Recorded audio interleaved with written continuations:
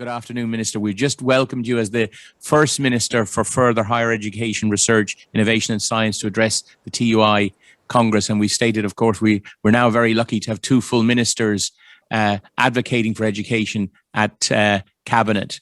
So we'd just like to welcome you. As I said earlier, you're the first, and that can never be taken away from you, to address our conference. So welcome. Thank you so much, Michael, and thank you very much to the TUI for the invitation to address your annual conference, albeit virtually in these weird times that we all live and work in. I am, as you say, particularly conscious that this is the first opportunity that I've had to speak at your Congress, and indeed it's the first time that we've ever had a Cabinet Minister for a full government department for further and higher education, research, innovation and science. And I genuinely believe that this department does provide all of us with a massive opportunity to apply a focus like never before to further and higher education, and indeed to the research agenda. So I come here today determined, willing and wanting to work with the TUI to make sure we do not squander this opportunity. My department has indeed a lengthy title. We probably win the competition for the longest acronym. But in short, its purpose is actually very simple. Make sure everyone in Ireland can reach their full potential, no matter who they are, where they come from, what gender they are, or what their parents did for a living. I want you to know I'm not interested in passing time in this department. I want to use this time to make a real difference. And I genuinely see this as an opportunity for us to work together to transform our country and to take hackneyed phrases about creating a truly inclusive society and actually make them a reality for people. So today I extend a virtual hand of partnership to the members of the TUI right across our country.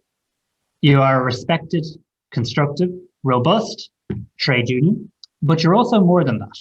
You are educational advocates. You are partners.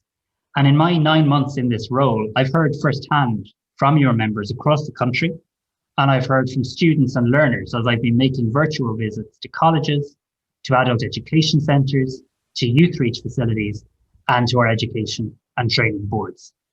And today I wanted to be here to sincerely say thank you. Thank you for your flexibility, your dedication and your agility during the COVID-19 pandemic. Thank you for literally putting emergency measures in place over a matter of days to keep the show on the road. Thank you for adapting and learning new ways of working to make sure learners didn't lose out. Thank you for working with my department and I to highlight the things we needed to put in place, things like free laptop schemes or extra funding for mental health services. And most importantly, thank you for putting the learner, the student, at the fore of all of our engagements. And I mean that, and I mean it sincerely, and no one can ever take that away from the TUI, because in all of my engagements with you, you have always put the needs of the learner, the needs of the student first. I also want to acknowledge and thank your Deputy General Secretary Annette Dolan for continuing to serve on our COVID-19 steering committee. And this generally meets weekly, and it's an important forum which brings together management, staff representatives, student and learner representatives, and myself to consider the COVID challenges. And crucially, it's a solution-focused meeting. Since my appointment to this role, I've met with the leadership of the TUI on a number of occasions. And I do always genuinely leave every meeting struck by a sense of common purpose. That doesn't mean we agree on every single thing, and nor should we. It wouldn't be healthy. But I do genuinely believe that there is an overlap in our priorities. At the end of the day, it is my job. It is the job of my department to promote and advocate for further and higher education, to make sure it's no longer the poor relation in our education service, to secure increased investment, to develop policies that ensure access for all and inclusion, to tackle inequality, and to make sure education can be empowered and supported to be that great leveler that we all know it is. And we know to achieve this, we have a mountain of work to do. I'm under no illusion about it. And today I just want to touch on some of the elements of that work. And I hope that when we gather, and I hope it's in person at your next Congress, we can report major progress on each of these items.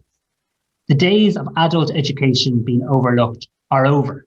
It no longer needs to compete with important issues in primary schools and secondary schools. We have our own standalone department, our own standalone minister, our own dedicated budget. And I'm here to provide a focus, an energy, and a priority in government and in policy making that is urgently needed admittedly long overdue, and is essential to our future well-being as a country. So let's start with funding, because you can't do much without it. You can have all of the lofty ambitions, all of the plans, all of the policies you want. But to make them a reality, you need to properly fund third level education. And being honest, this is an issue which has been ducked and dodged for far too long. I often think of Father Ted when I say, is there anything to be said for another report?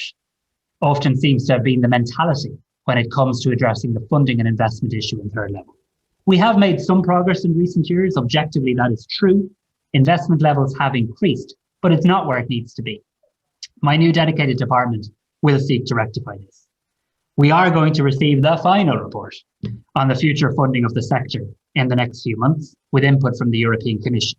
And I want you to know two very important things. I don't intend to become a duster, dusting down the report, nor do I intend to build a shelf to put the report on.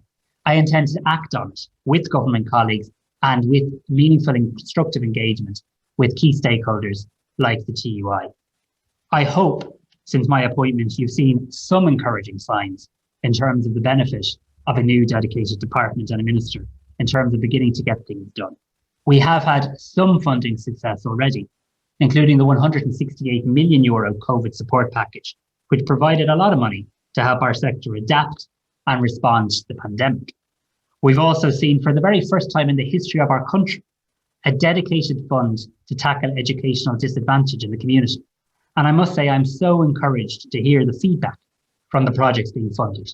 It is a real proof of concept, if ever there was needed one, that targeted investments can make a massive difference in the delivery of adult education in our community, and quite frankly, can be transformational in terms of impact. I don't want that funding to be once off. I don't want it to be a flash in the pan. I want to embed it. I want to embed that dedicated funding to address educational disadvantage in our annual funding model. And of course, we've seen other measures like our student support payment, the doubling of the student assistance fund, the laptop funding, and the extra mental health funding that I've already mentioned. These have all made a real difference. But we mustn't clap ourselves on the back. We must build on them. These cannot become simply temporary pandemic responses, something done in an emergency. Rather, they must become ongoing supports that we build on further in the months and the years ahead. I've already acknowledged with sincere thanks the work you have all undertaken and you continue to undertake in the most challenging of circumstances in the midst of a global pandemic. This has caused you, the members of the TUI, significant stress, a huge workload. You know that education is about much more than a lecture or a class. It's about interactions. It's about face-to-face discussions. It's about brainstorming an idea over a cup of coffee. It's about the development of a person, all of the person. And all of this has been made so much more difficult when college life has been reduced to a student looking down a Zoom camera in a box room in a parent's house, or indeed at the corner of a kitchen table.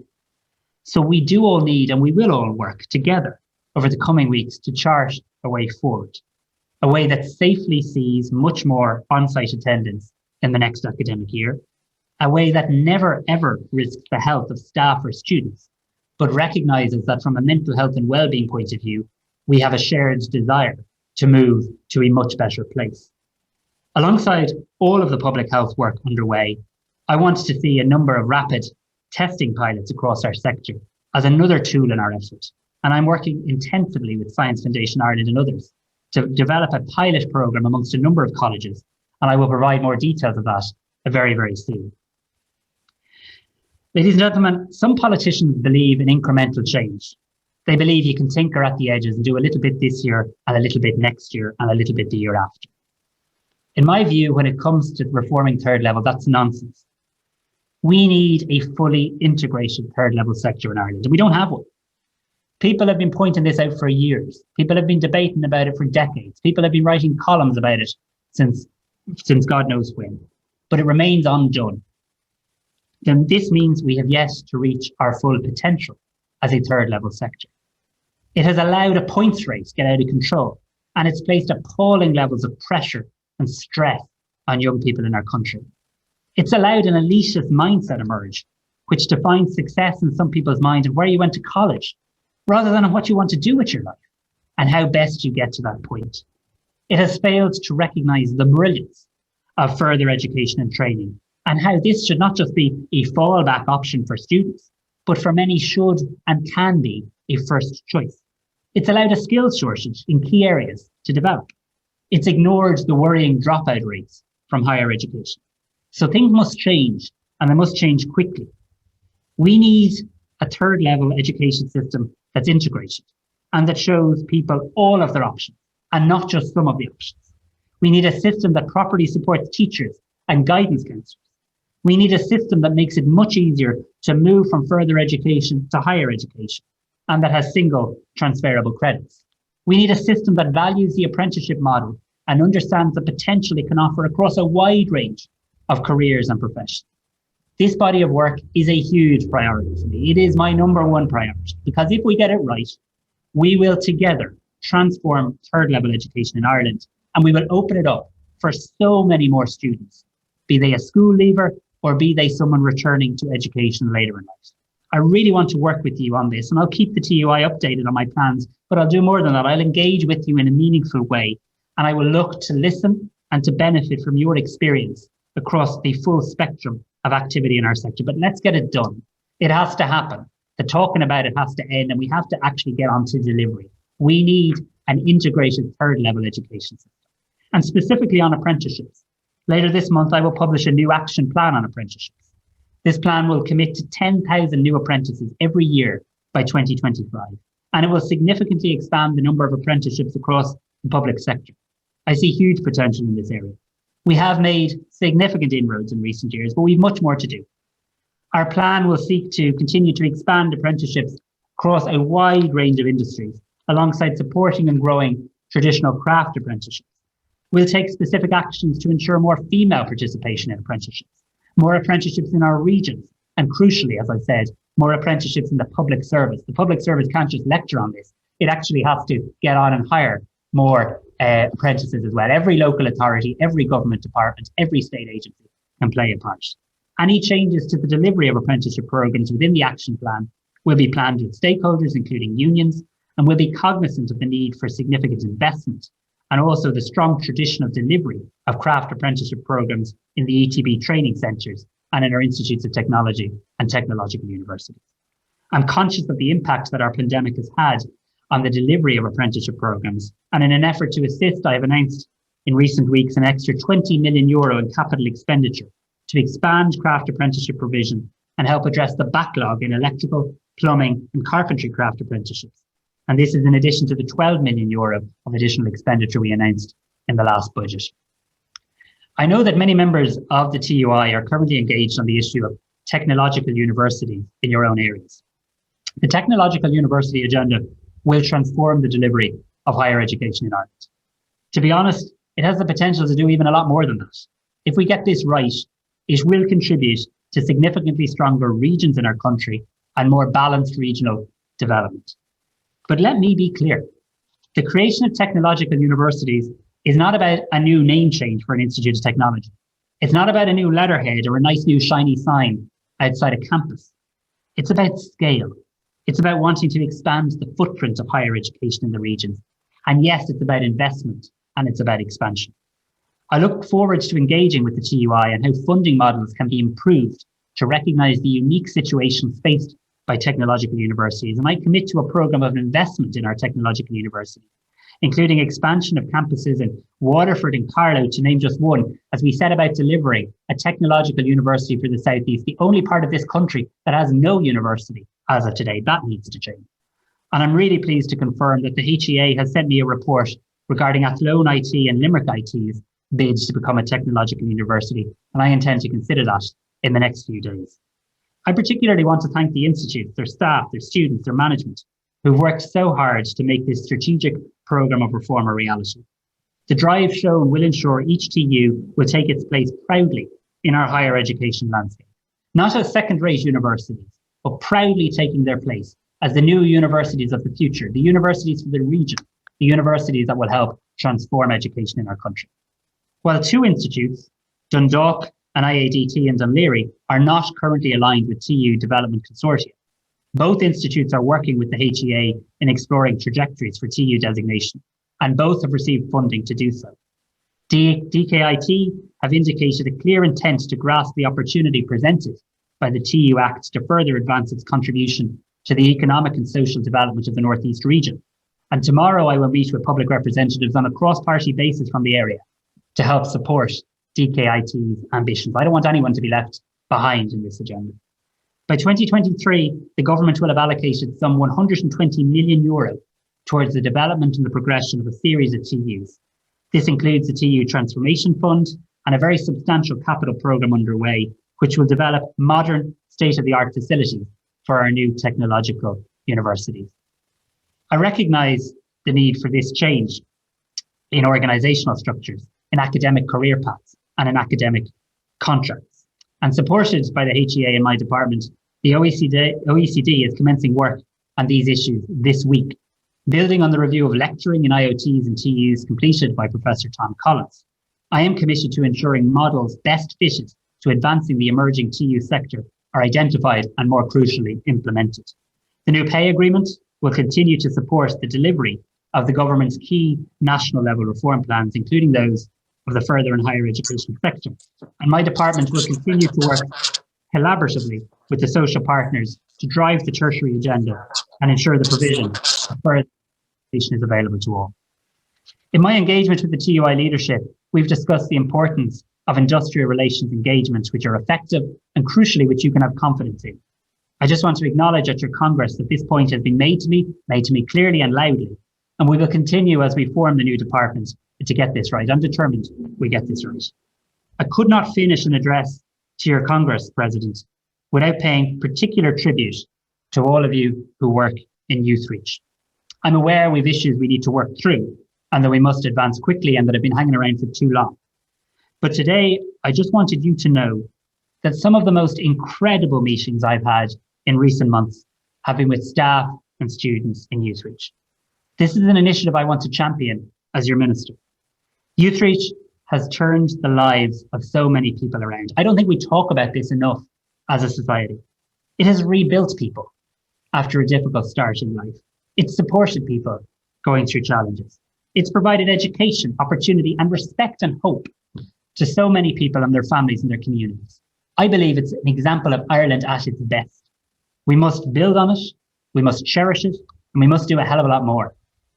We live in a country where, despite our relative success and prosperity, 1 in 8 adults cannot read or write. 1 in 5 of us struggle with numbers, and nearly 1 in 2 of us lack basic digital skills. This doesn't get discussed enough. It often gets brushed under the carpet. Perhaps it doesn't fit with the political narrative we all like to portray. Well, I intend to shout about it from the rooftops. We cannot leave people behind. COVID has shone a very bright light on inequality, and we must respond. Next month, I will publish Ireland's new adult literacy, numeracy, and digital skills strategy. And I will work with you to address issues your members face to make sure we can move heaven and earth to tackle these issues. Adult literacy doesn't just transform the life of one person. It transforms the life of a family, of a community. And I acknowledge all the work you do in this area, and I want to work with you to support you in addressing this. This is a key priority for me, and I know for the TUI. I'm aware that I've only had an opportunity to speak briefly on some of a wide range, a myriad of issues that are of concern to you, to your members. Before I conclude, I'd like to say firmly, I believe, that this sector can be a driving force for change in this country. Progressive reforms to further and higher education and to the apprenticeship regime will help create opportunities for everyone, regardless of age, gender, or geographical location. The work of this new department, and I'm proud to be its temporary custodian, its first minister, is the building block of everything we want to see for the future of economic and social life in our country when we have emerged, and we will emerge from this pandemic. Your work and that of your students and learners means there is hope for our future. And I really sincerely look forward to continuing and building on this constructive relationship with the TUI, taking some of the words and vision I've tried to outline today and turning it into reality for your members and learners on the ground right across this country. And I look forward, if you're kind enough to invite me again next year, to updating on what I expect to be significant progress on this range of issues by the time of your next Congress. I wish you some very successful deliberations, and thank you so much for your invitation to be here today. Gurmila Mala.